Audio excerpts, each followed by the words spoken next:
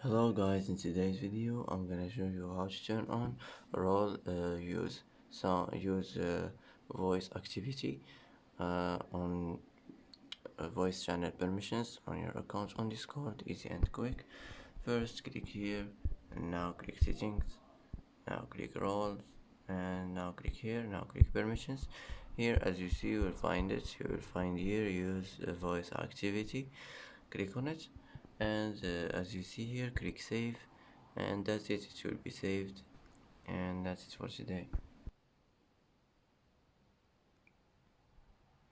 and that's it for today's video. If you like this video, don't forget to like and don't forget to subscribe. I hope this video is helpful for you, and thanks for watching till the end, and see you in the next video.